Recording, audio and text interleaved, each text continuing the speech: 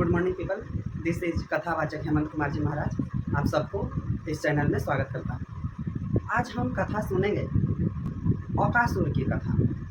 पिछले कथा में हमने बकासुर की कथा को ख़त्म किया था। आज हम उसके भाई, बकासुर के भाई थे अकासुर, और बकासुर की बहन थी, उसका नाम था पूतना। पूतना का ही भाई था अकासुर। अकासुर की कहानी कुछ इस तरह से आती है कि जब बकासुर की मृत्यु हो जाती है भगवान श्री कृष्ण के हाथों, तब मामा कंस बहुत विचलित हो जाता है और बहुत आतुर हो जाता है कि ऐसे कैसे जो बकासुर है उसकी मृत्यु हो गई, अब किसके द्वारा हम भगवान बाल गोपाल श्री कृष्ण की हत्या करेंगे। तब उनके सारे समर्थक वहाँ पे बैठे हुए थे और कंस सबसे चिल्ला चिल्ला कर पूछ रहा था कि ऐसे कैसे बकासुर की मृत्यु हो गई। तब बाकी उनकी परिषदों ने कहा कि बकासुर का जो मृत्यु इस प्रकार हुई कि भगवान श्री कृष्ण वो बहुत मायावी है, भगवान श्री कृष्ण अपार शक्ति से भरे हुए हैं, वही भगवान श्री कृष्ण हो सकते हैं। क्योंकि उस समय किसी को पता नहीं था, कंस को पता नहीं था कि ये कृष्ण वही है जो कंस का वध करे। आकाशवाणी के हिसाब से सारे मंत्री परिषदों में ऐसी ही चर्चा हो रही थी। तभी जो कंस है वो कहा कि हे परिषदों, ये हो ना हो, ये जो बालक है गोकुल का वो भगवान श्री कृष्ण ही है। क्योंकि जब जब उस बच्ची को पटका था शिला पर, वो बच्ची मरी नहीं, हमारे हाथ से छूटकर वो ऊपर चली गई और दुर्गा का रूप लेकर कहा कि देख कंस, हमको मारकर कुछ फायदा नहीं है कि तुमको मारने वाला कोई और पैदा हो चुका है। और जो गोकुल वाले के पास जिस नंद बाबा के घर में दूर दूर तक किसी बच्चे की होने की खबर नहीं थी, उनके घर में अचानक ऐसा बच्चा कैसे प्रकट हो ना हो, ये कौन है? ये वही कृष्ण है। आकाशवाणी के हिसाब से ये बालक कृष्ण ही हो सकता है, क्योंकि कृष्ण के अलावा ये बकासुर का कोई अंत नहीं कर सकता, ऐसी हम मानते हैं। जब कंस ने कहे कि क्या इस दुनिया में और कोई नहीं कि जो कृष्ण का वध कर सके, तब मंत्री परिषद में से एक ने कहा कि है, एक अकासुर नामक दैत्य है जो कि बकासुर का भाई है, जो कि राक्षसी पूतना का भी भाई है। तब कंस ने कहा कि अच्छा, वो अजगर अकासुर इतना मायावी और विशाल है जो उस गवाले कृष्ण की हत्या कर सकता है। तब सारे मंत्री परिषद ने कहा कि जी महाराज, उनकी हत्या वो अकासुर कर सकता है। तब अकासुर को आदेश दिया गया। अकासुर कह के जब कंस ने पुकारा तो देखिए उस समय की कितनी कम्युनिकेशन तेज थी कि अकासुर स्वयं ही प्रकट हो गया। अकासुर विशाल सर्प था, इसलिए उसने अपनी लघु रूप बनाकर आया और कंस से कहा कि हे महाराज, मैं आपको नमन करता हूँ, साथ में सभी परिषदों को भी नमन करता हूँ, आप लोग बताइए मुझे क्या करना है। जैसे ही कंस ने शुरुआत की कि मुझे कृष्ण को मारना है, उन्होंने कहा, उस सर्प ने कहा कि मैंने अपने भाई की मृत्यु का खबर सुना, मैं अपने भाई की मृत्यु का बदला लेने के लिए आतुर हूँ, इसलिए कंस महाराज आपको कुछ कहने की जरूरत नहीं है, मैं कृष्ण को तुरंत ही मार दूँ। जब भगवान श्री कृष्ण को मारने की बात चली, तब कंस ने कहा कि देखो अकासुर, वो कृष्ण बहुत छलिया है, वो ग्वाल बालक बहुत छलिया है, मायावी है कि उसे तुम कैसे मार पाओगे, वो तो तुम्हारे पास आ नहीं सकता और तुम इतने भारी शरीर लेकर तुम उसके पास जा नहीं सकते, तुम उसके पीछे भाग नहीं सकते। तब अकासुर ने कहा कि महाराज, ये मेरा छोटा रूप है, मुझे आशीर्वाद प्राप्त है, मैं अपने आकार को छोटा बड़ा कर सकता हूँ, इसलिए मैं लघु रूप बनाकर आपके सामने आया हूँ, मैं वहाँ पे अपना विशाल रूप प्रकट कर दूँ। तब कंस ने कहा कि विशाल रूप प्रकट कर दोगे तो तुम मारोगे कैसे?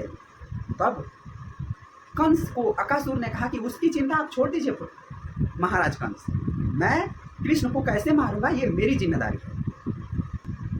इस तरह से अकासुर कहकर उस जंगल की तरफ गया जहाँ पे भगवान श्री कृष्ण और उनके सारे दोस्त गाय चराने गए थे। गाय चरा रहे थे, खेल रहे थे, कूद रहे थे। तभी कृष्ण को सारे उनके दोस्तों ने कंधे पे उठाकर जय कृष्णा का नाम बोलते हुए जा रहे थे, कंधे पर बैठाए। हाथी घोड़ा पाल की जय कृष्णा लाल की, हाथी घोड़ा पाल की जय कृष्णा लाल की, ऐसे कहते उनके सारे दोस्त जा रहे थे। उसी समय कुछ छोटे गाय की बछड़े बच्चियाँ वो दौड़ते हुए कृष्ण के बीचों बीच से भागे।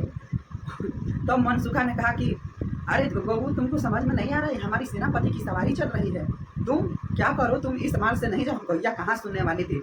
उन्होंने जैसे ही दौड़ लगाए, भगवान श्री कृष्ण को उनके सारे दोस्तों पर रखकर मतलब कंधे से उतार कर भाग गए। इस तरह से कृष्ण और गिर गए और बाकी लोग भाग गए।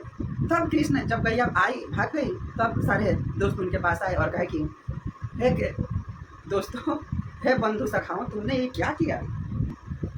तुमने अपने सेनापति को ही गिरा दिया। तुम ऐसे कैसे निडर हो, तुम लोग बहुत डरते हो, तुमने तो सेनापति को ही गिरा दिया। तब सारे दोस्तों ने कहा कि हमने सेनापति को इसलिए नियुक्त किया है कि सेनापति अपनी रक्षा स्वयं करेगा।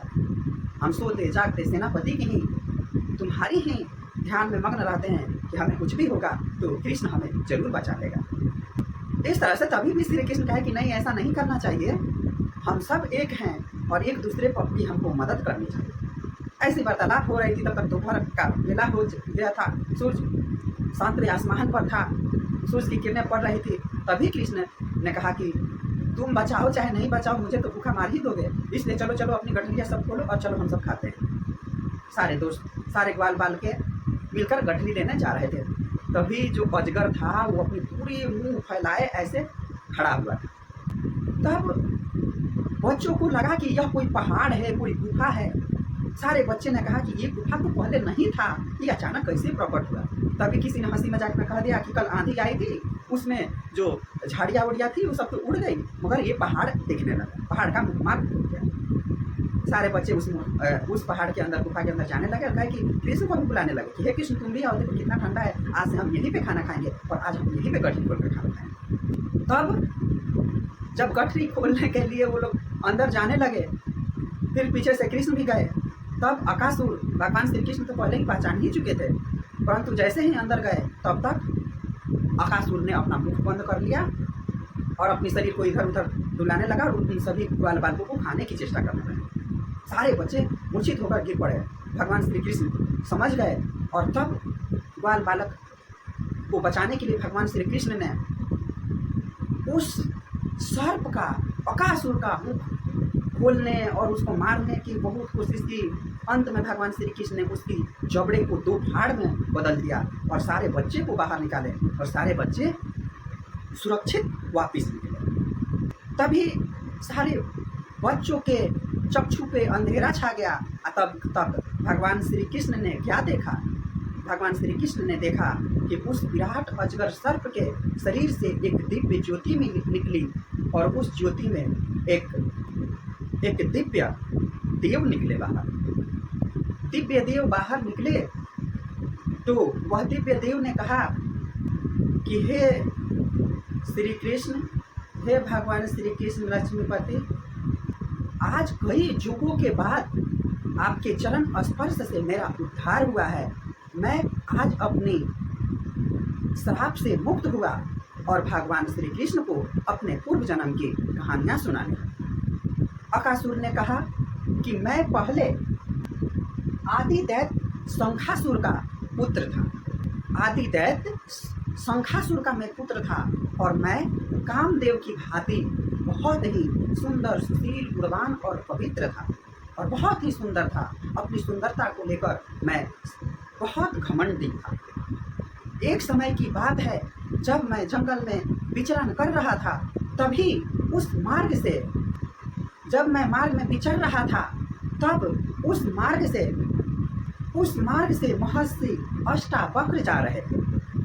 महर्षि अष्टावक्र का शरीर चारों तरफ से बेका टेढ़ा, आज की भाषा में लकवा मारा जैसा उनका शरीर था। क्षमा करें, मैं ऐसी भाषा का प्रयोग नहीं कर रहा हूँ, परंतु आप सबको समझाने के लिए मैं महर्षि का ऐसा रूप का वर्णन कर रहा हूँ।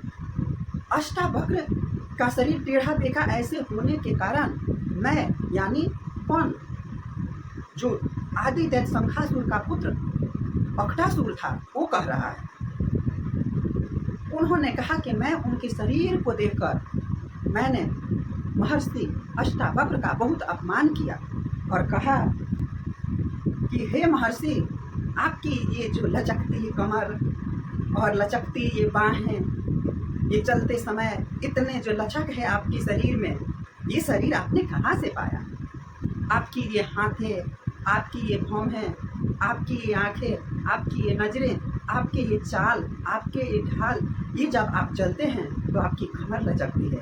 आप जब चलते हैं तो तीनों लोकों में ऐसा लगता है कि आपके जैसा कोई इंद्र लोक की कामनी, इंद्र लोक की जो अप्सराएं हैं वो भी लज्जित हो जाए। ऐसे ताने बाने देकर वो महर्षि अष्टावक्र का अपमान कर रहा था। कौन? शंखासुर का पुत्र आदिदैत्य, शंखासुर का जो पुत्र था अकासुर, वो कर रहा था। उस समय तो वो दैत्य थे, दैत्य मतलब उनका नाम तो चिन्हित नहीं है, इसलिए मैं अकासुर ही कहकर आपको संबोधित कर रहा हूँ। तो उस सुंदर जो दिव्य जो देव थे, उस देव ने कहा कि ऐसी हमने उनका बहुत अपमान किया। तब आखिरी में जाकर अष्टावक्र, महर्षि अष्टावक्र थे, वो हमें कहा कि हे पुरुष, तुमने मेरा अपमान किया है और ये जो मेरा शरीर मिला है वो भगवान के द्वार से मिला है, भगवान की दुकान से मिला है। जा, अगर तुम्हें ऐसी शरीर चाहिए तो तुम भगवान के द्वार से तुम्हें ऐसी शरीर दुकान से मिल सकती है।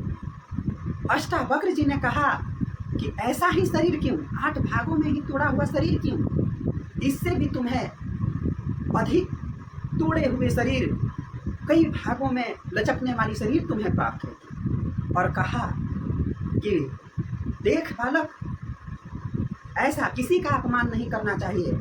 जो पूर्व जन्म के प्रकोप होते हैं उसी के कारण ही मनुष्य का शरीर गोरा, काला, अंधा, काना, आजकल की भाषा में जो किन्नर, झक्कर, ऐसी जो शरीर मिलती है वो भगवान के आशीर्वाद से ही प्राप्त होती है। किसी का कोढ़, किसी के शरीर में चर्म रोग, ऐसी तमाम बीमारियों के साथ इस मृत्यु लोक में जीवन जीना पड़ता है।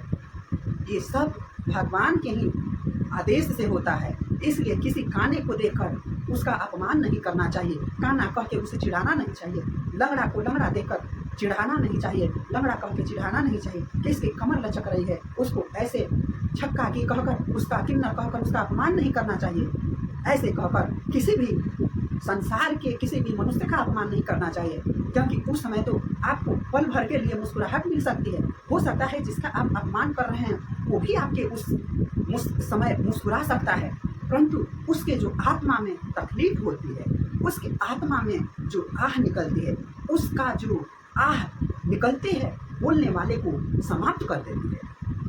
इसलिए मैं आज की जनरेशन को भी ये कहता हूँ कि किसी भी व्यक्ति का अपमान ना ही करें, क्योंकि कोई भी इंसान 100% अच्छा नहीं होता। हर एक इंसान में एक एक ना एक एक कमियाँ होती ही। किसी में कुछ कमी है, किसी में कुछ कमी है, और कोई इंसान ऐसा होता है कि आपकी कमियाँ देखकर भी अवॉइड करता है, वो आपको बोलना नहीं चाहता। आप उसके सामने ना कहें, उसके पीठ पीछे तो आप उसका अपमान करते हैं कि उसकी कमर लचकती है, उसकी बाहें फड़फड़ाती है, उसकी नैन मटकते हैं। ऐसा किसी को कहकर वो काला है, वो गोरा है, उसको चर्म रोग है, उसके शरीर में विशेष प्रकार की बीमारियां हैं। आजकल के समय में जो क्या बोलते हैं पॉक्स है, जो मंकी पॉक्स का बीमारी है, कितने को तो मैंने देखा उसकी हड्डियां, सारे शरीर से हड्डियां निकल रही हैं, पूरे बदन में हड्डियां निकली हुई है।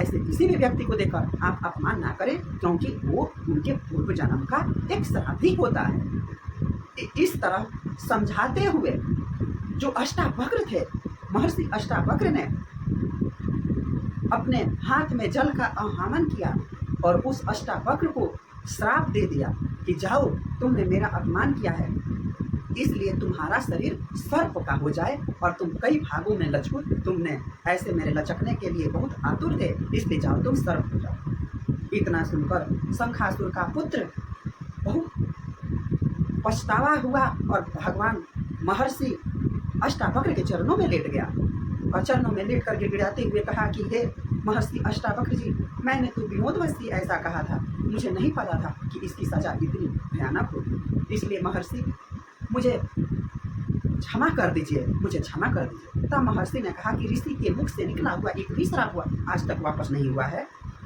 ये भी वापस नहीं होगा, ये भोग तो तुम्हें भोगना ही पड़ेगा।